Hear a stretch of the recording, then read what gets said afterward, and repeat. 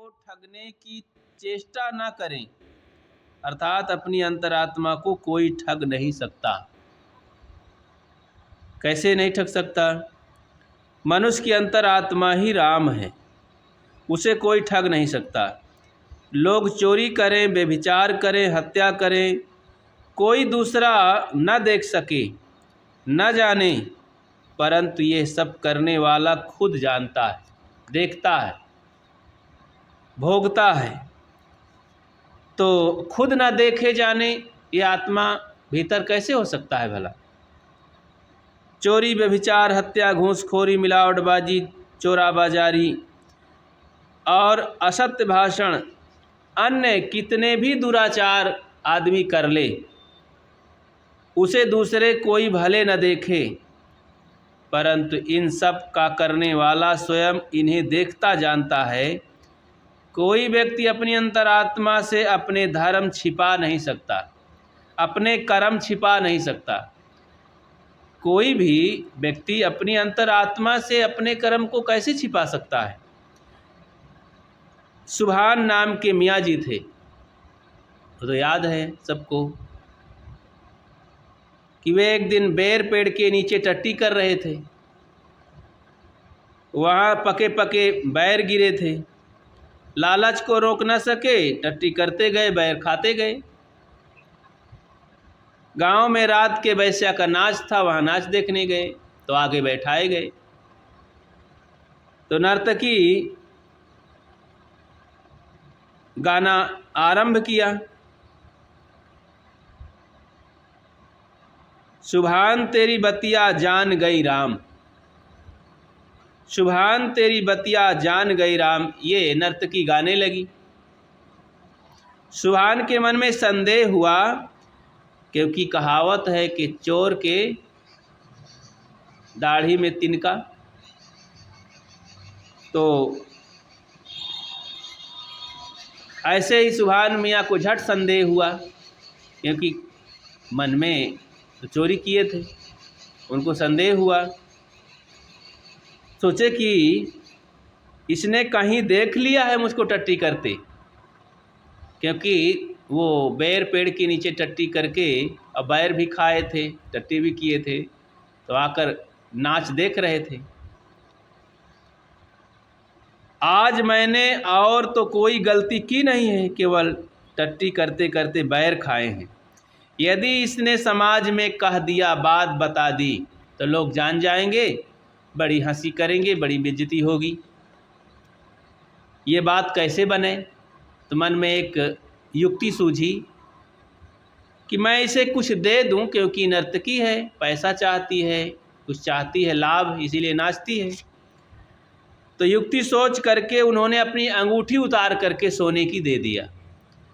अब ऐसा इनाम कभी वो नर्तकी नहीं पाई थी कि नाचते ही, भगवान का प्रार्थना करते ही अंगूठी सोने की मिल जाए, हजारों रुपए की। बहुत खुश हुई। खुश होकर के दूसरी कड़ी गाया, सुभान तेरी बतिया कह दूंगी राम, सुभान तेरी बतिया कह दूंगी राम। पहले जान गई थी, अब कह दूंगी। सुभान मियाँ को और थोड़ा टेम्परेचर हो गया, गुस्सा बढ़ गया। सुभान को बड़ा कष्ट हुआ। उन्होंने सोचा कि इतनी कीमती अंगूठी दे दिया, फिर भी हरामजादी ने नहीं मानती है, मेरी बात बताने को तैयार है। मियाँ जी ने अपने मन को संभाला और जो उत्तम साल ओढ़ रखे थे, रत्न जटित कीमती साल थी, उसे दे दिया, उसे नर्तकी को। नर्तकी और बहुत खुश हुई, गजब है, आज खुदा कितना खुश है मुझसे। मन में खुशी से, उमंग में और उछल करके फिर से नाची और गाना गाई। अब अंतिम कड़ी कहती है, क्या कहती है? सुभान तेरी बतिया कह रही हूँ राम, सुभान तेरी, पहले जान गई, अब फिर दूसरी तैयारी कर ली, कह दूंगी, अब कह रही हूँ, एकदम वारा न्यारा। तो सुभान मियाँ अपने आपे से बाहर हो गए और खड़े हो गए सभा में ही। वैश्या की जात क्या कह देगी, क्या कह देगी बता? अरे यही तो कहेगी कि सुभान मियाँ टट्टी करते बैर खाते थे, और क्या कहेगी? हरामजादी, ना अपनी इज्जत के परवाह ना दूसरे की इज्जत के परवाह। लोग चौंक पड़े, नर्तकी ठगमारी खड़ी रह गई।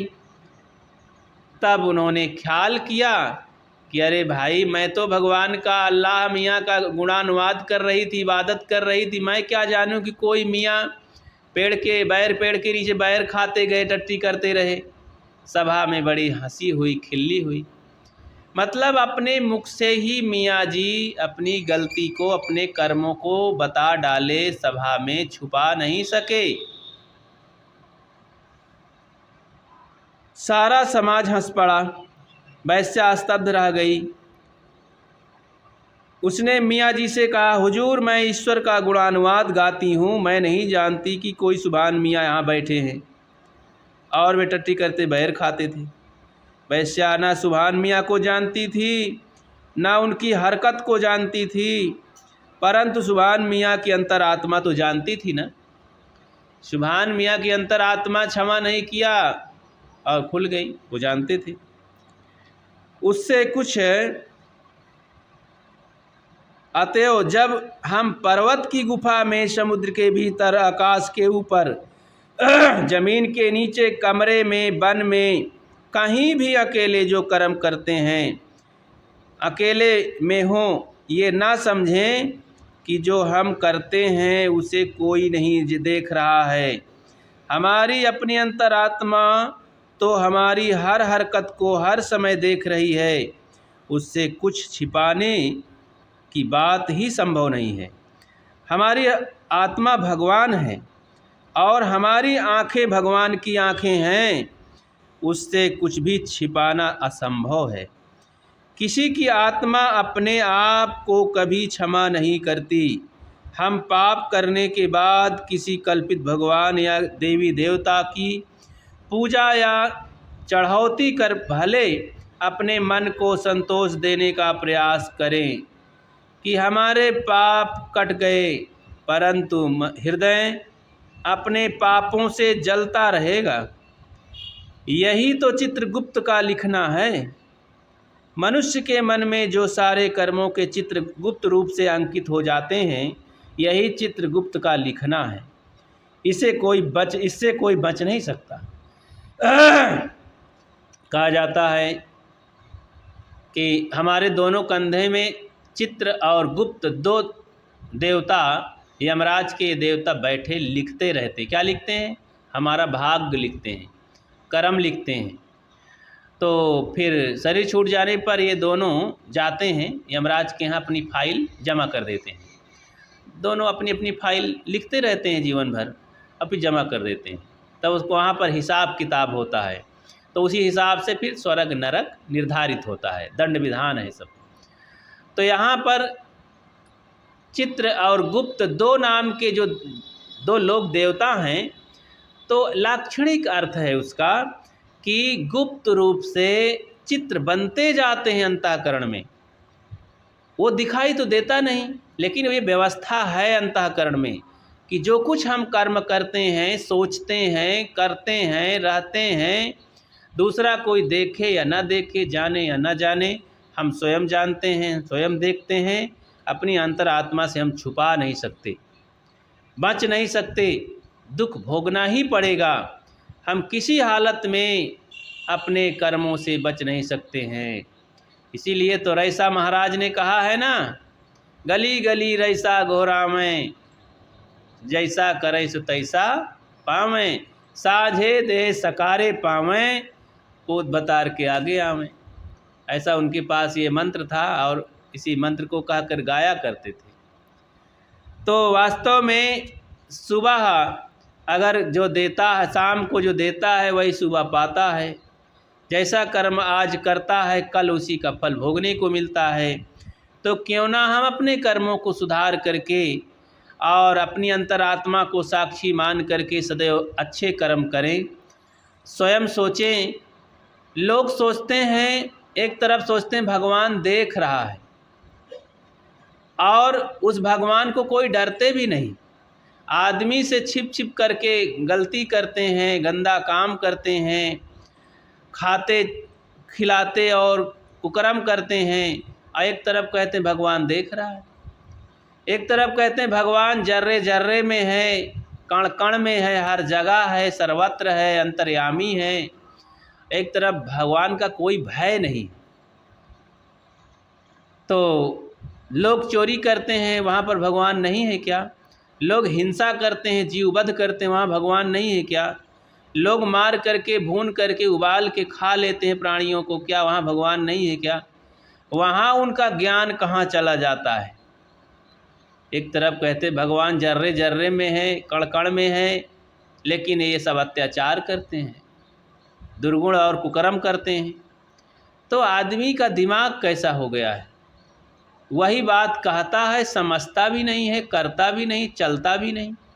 ऐसे लोग बीच अधर में लटके रह जाते हैं, न इधर के न उधर के। तो इस तरह से ये बातें कि अपने कर्मों को हम छुपा नहीं सकते अंतरात्मा से, अंतरात्मा हमें दंड देती है। 3-3 घंटा पूजा करने वाले, घूस लेने वाले, मिलावट एवं चोरी बाजारी करने वाले, दुराचार करने वाले, दूसरों की नज़रों से उसे छिपाने का प्रयास करते हैं। एक एक वे भगवान का गुणानुवाद गाते हुए नहीं अघाते। वे उनके लक्षण भी बताते हैं कि भगवान सब कुछ जानता है, देखता है, परंतु वे कोई दुराचार करते हैं। वे जब दुराचार करते हैं तब दूसरे भगवानों से छिपाते हैं। मनुष्य बुरे कर्म करते हुए भी भले कहता है, भले कहता रहे कि राम दुहाई गंगा की रिया, सब कोई पाप नहीं करते, परंतु उनकी अंतरात्मा उनको कचोटती रहेगी। वो कहीं भी रहेगा, अपने पाप कर्म बस मन ही मन भयभीत रहेगा। लहसुन प्याज खाने से स्वयं दुर्गंधी की डकार आती है। लहसुन प्याज खा करके कोई कहे कि इलायची की डकार आए, भगवान नाम ले, चाहे कृष्ण नाम ले, चाहे गुरु नाम ले, चाहे लड्डू चढ़ावे, चाहे नारियल चढ़ावे, अगर प्याज लहसुन खाए है तो कोई भगवानों में ताकत नहीं कि इलायची की डकार पैदा कर दे। इलायची खाए हुए है तो कोई शैतान में ताकत नहीं है कि उसके अंदर प्याज लहसुन की दुर्गंधी पैदा कर दे। तो कोई में ताकत नहीं है। इसी तरह जो कर्म मनुष्य करता है उस कर्म के अनुसार दुख सुख को पाता है। कर्म का नियम ही भगवान है। इस कर्म के नियम रूपी भगवान को समझें और उस कर्मों को सुधार करके भगवान की बुद्धि भी ठीक कर लें। कर्म सुधर जाएगा तो कोई भी भगवान शैतान हमको दुख देने वाला नहीं। अपने कर्म को सुधारोगे भाई, तुम पर जुर्म है न ईश्वर खुदाई। कोई जुर्म करने वाला नहीं है। इसलिए प्रिय बंधुओं, सबको ये बात को जानकारी होना चाहिए, ज्ञान होना चाहिए कि जैसा हम कर्म करेंगे वैसा हमें फल मिलेगा। बाहर का कोई भगवान शैतान दुख सुख नहीं देता, हमारे कर्मों के नियम ही हमें सुख दुख देते हैं। तो हम दुख नहीं चाहते हैं, सुख चाहते हैं, तो सदैव अच्छे कर्म करें, विवेक विचार से करें, मानवीय कर्म करें, ताकि जीवन भर अभी सुख में रहें, शांति में रहें और आगे भी हमें सुख शांति की उपलब्धि हो।